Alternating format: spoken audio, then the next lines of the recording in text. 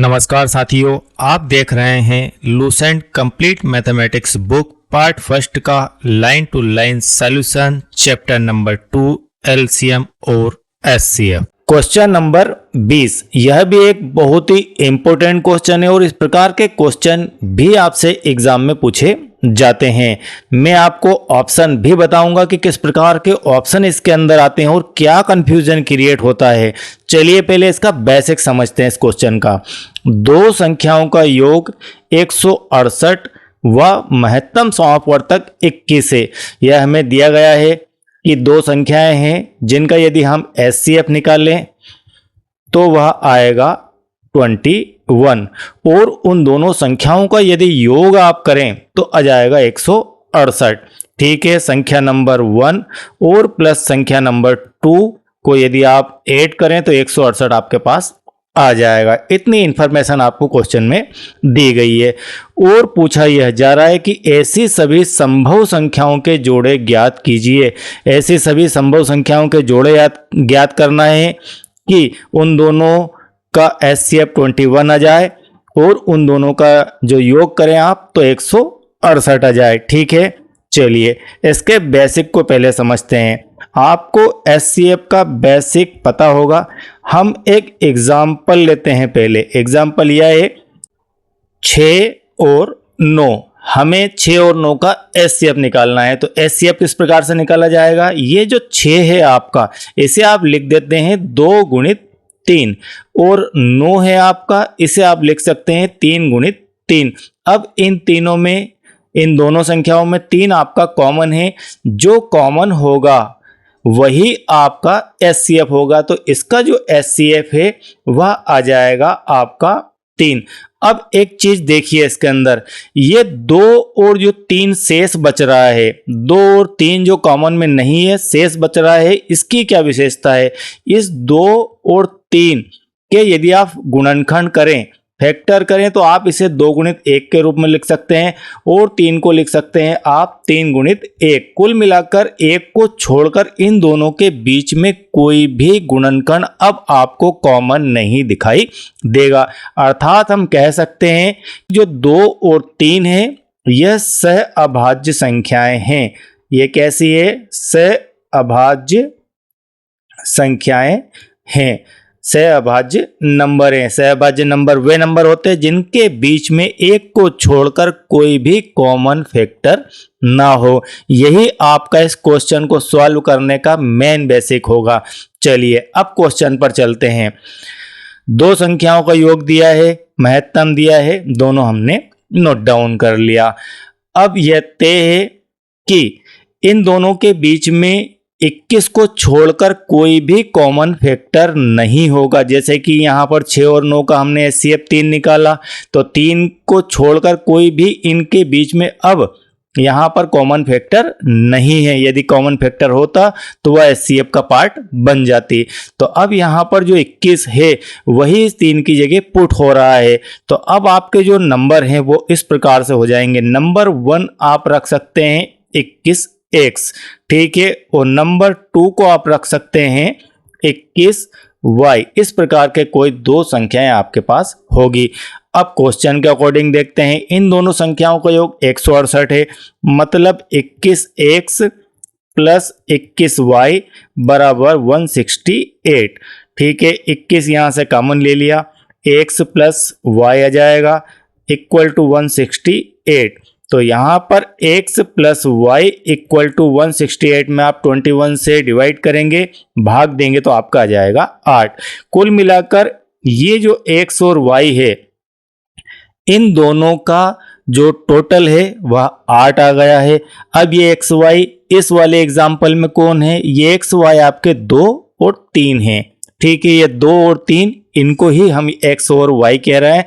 और यहाँ पर ये जो आपका एचसीएफ है यह आपका यहाँ पर 21 है। इस तरह से यहाँ पर जो संख्याएं अपनी बन रही है, अगर इस क्वेश्चन को, इस एग्जाम्पल को क्वेश्चन में कन्वर्ट करें तो यहाँ पर आपकी संख्याएं बनती 3x और 3y। समझ गए आप इसका बेसिक। चलिए इसके आगे बढ़ते हैं।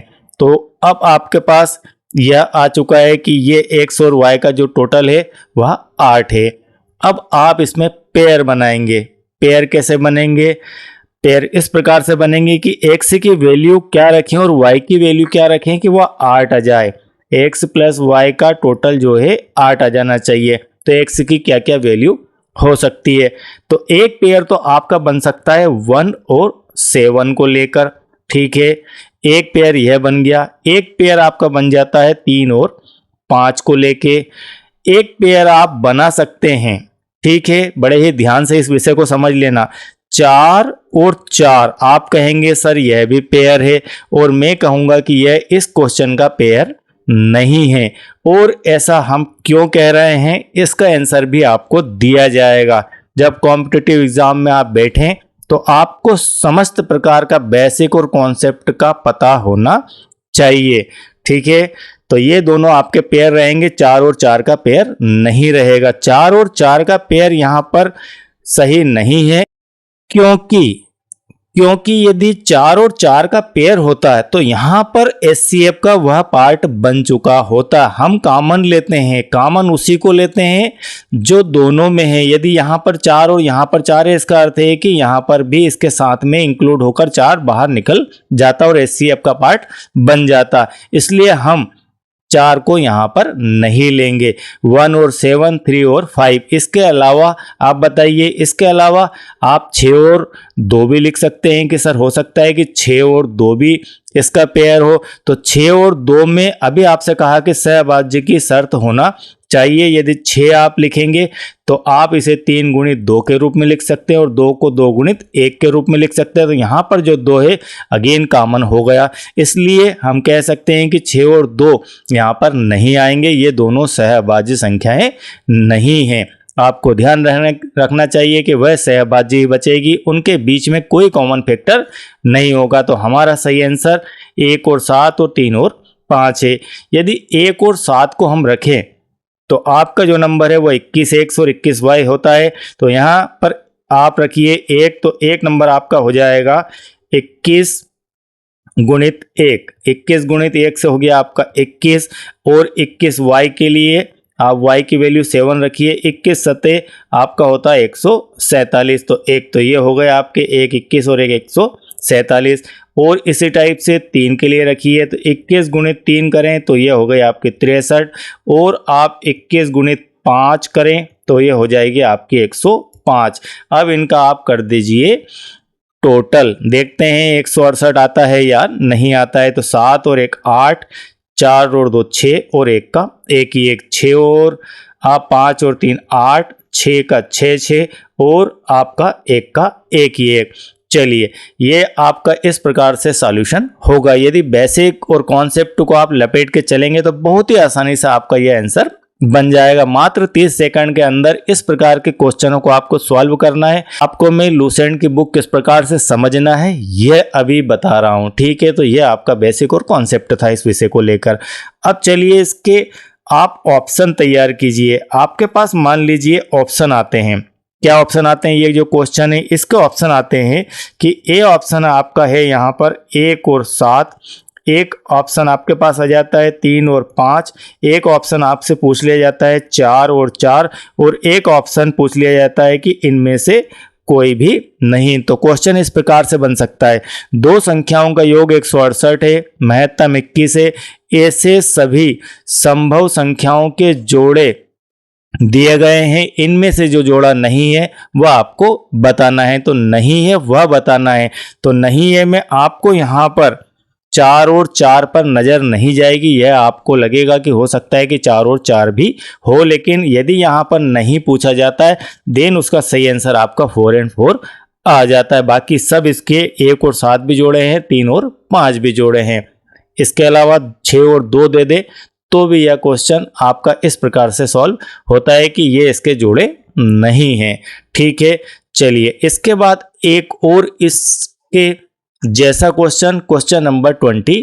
क्वेश्चन नंबर 21 है, दो संख्याओं का गुणनफल अब यहाँ पर योगफल की जगह दे दिया गया है गुणनफल 12096 है और HCF 24 है। तो मान लेते हैं कि वे आपके जो नंबर है, नंबर 1 आपका हो जाएगा यहाँ पर 24x और आपका जो नंबर 2 है वह हो जाएगा 24y। इन दोनों का गुणनफल दिया गया है तो कुल मिलाकर 24x into 24y equal to हो जाएगा 12096। इसे सॉल्व कर लेते हैं तो 24 और यदि आप 24 का मल्टीप्लाई करें तो हो जाता है 576। X y equal to 12096। X और वाई की वैल्यू निकालें तो 12096 में आप भाग लगाएंगे 576 का, तो एक्स और वाई आपके पास आ जाएगा यहाँ पर फाइनली 21।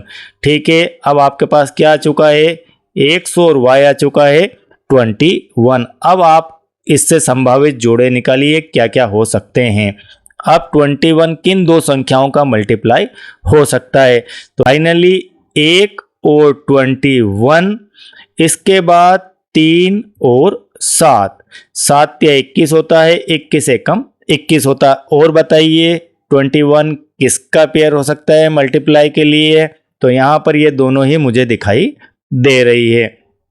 चलिए, यदि ये संख्याएं हैं, यदि एक्स और वाई के वैल्यू यहाँ पर 1 और 21, 3 और 7 आती है, देन आपके जो नंबर हैं वो क्या आएंगे, तब आपकी संख्याएं क्या क्या हो सकती है। तो आप यहाँ पर 24x 24y करके बना सकते हैं। x की वैल्यू 24 गुणित 1 मतलब आपका हो गया यहाँ पर 24, 24 गुणित 21 से आप एक संख्या और प्राप्त कर सकते हैं। इसी प्रकार से 24x के लिए 24 गुणित 3 से 1 आ जाएगी और 24 गुणित 7 से 1 आ जाएगी। इस प्रकार से आप इसे सॉल्व कर सकते हैं। तो ये आपके नंबर आप मल्टीप्लाई करके निकाल सकते हैं और इनका जो गुणनफल है वह आपका 12096 जरूर आएगा।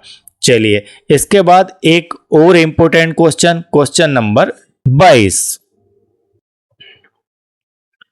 क्वेश्चन नंबर 22, 4 अंकों की वह बड़ी से बड़ी तथा छोटी से छोटी संख्या निकालें, ज्ञात करें जिसमें 8, 9, 12 तथा 15 से भाग देने पर प्रत्येक दशा में 6 शेष बचे।